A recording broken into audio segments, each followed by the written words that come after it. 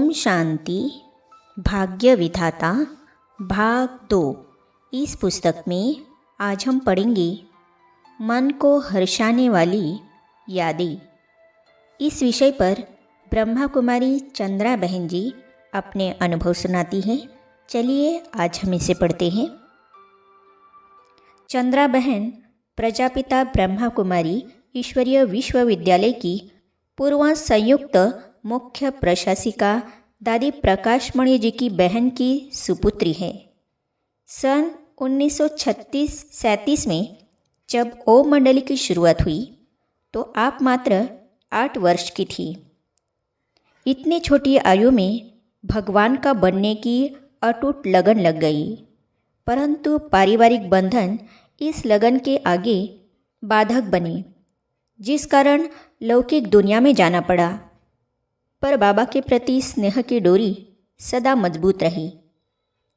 प्यारे साकार बाबा के संग में गुजारे हृदय स्पर्शी पलों का वर्णन आपके ही शब्दों में प्रस्तुत है।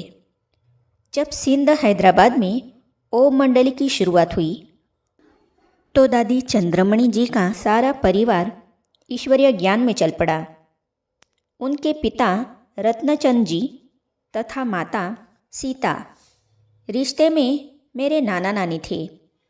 मेरे पिता का घर उनके घर के पास ही था, पर मैं ज़्यादा समय नानी के घर में ही रहती थी। दादी चंद्रमणि रोज़ शाम को ओम मंडली में जाती थी। उनके साथ मैं भी जाने लगी। ईश्वरीय ज्ञान इतना मनभावन लगा कि दिन रात उसी की लगन में रहने लगी। बाबा के घर में शाम को लगभग 1.5 घंटा क्लास चलती थी। पहले ओम की धुनी लगती थी। धुनी लगते ही सब साक्षात्कार में चले जाते थे। बाबा सामने संदली पर बैठते थे। मम्मा भी सामने आकर बैठ जाती थी। उन दिनों 50-60 भाई बहनें आने लगे थे ओम मंडली में। साक्षात्कार में ब्रह्मा बाबा श्री कृष्ण के रूप में दिखाई पड़ते थे, तो कई उनका हाथ पकड़ लेते थे। कई साथ में रास मगन हो जाते थे। यही तो भागवत प्रसिद्ध सच्ची गोपियाँ थी, जो देह की सुधबुध भूल प्रभु प्रेम में रम जाती थी। दृष्टि पड़ते ही हुई अशरीरी। मेरा अलौकिक जन्म प्यारे बाबा की दृष्टि से हुआ। जब बाबा अर्थात ब्रह्मा तन द्वारा शिव बाबा की दृष्टि मुझ पर पड़ी तो मैं गुम हो गई, जैसे कि शरीर में हूँ ही नहीं।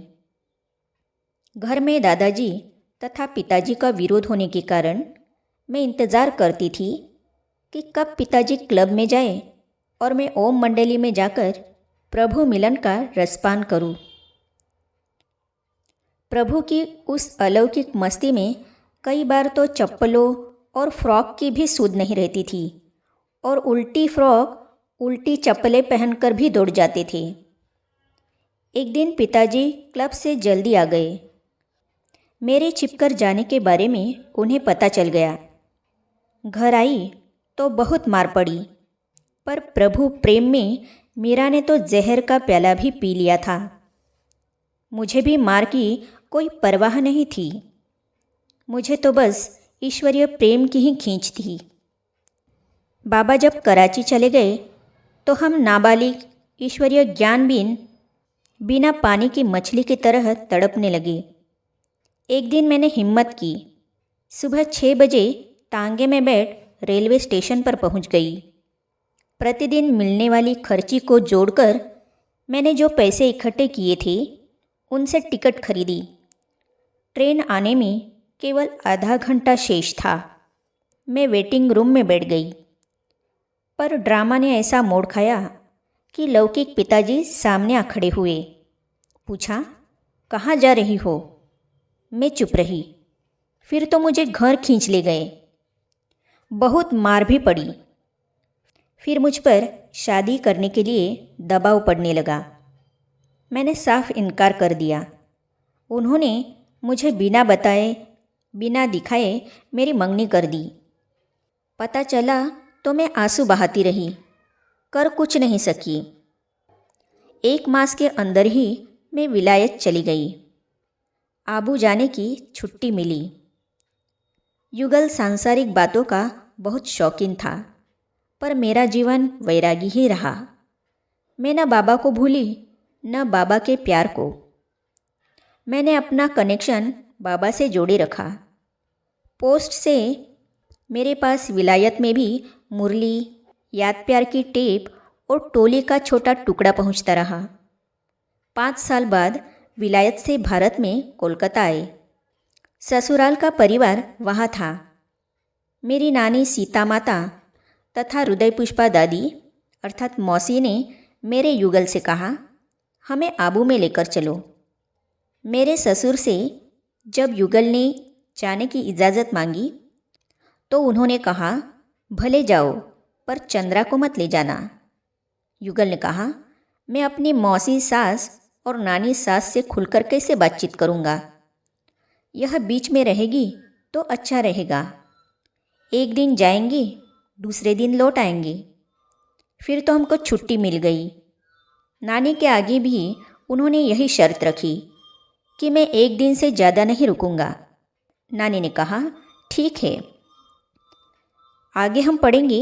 बाबा ने बहुत खातिरी की। हम आबू में पहुँचे। उस समय संस्था कोटा हाउस में थी। जब हम कोटा हाउस पहुँचे तो मैंने हृदय पुष्पा जी से कहा, आप इन्हें अर्थात युगल को नीचे सामान के साथ खड़ा रखो, मैं बाबा से मिलकर आती हूँ। तो इन अनुभवों को हम पढ़ेंगे अगली कड़ी में। तो इसे जानने और पढ़ने के लिए इस चैनल को सब्सक्राइब करने के साथ ही साइड में जो बेल आइकॉन है उसे भी क्लिक कीजिए, ताकि आने वाली सभी वीडियो और अब तक की सारी वीडियो आप तक पहुंचती रहेगी। ओम शांति।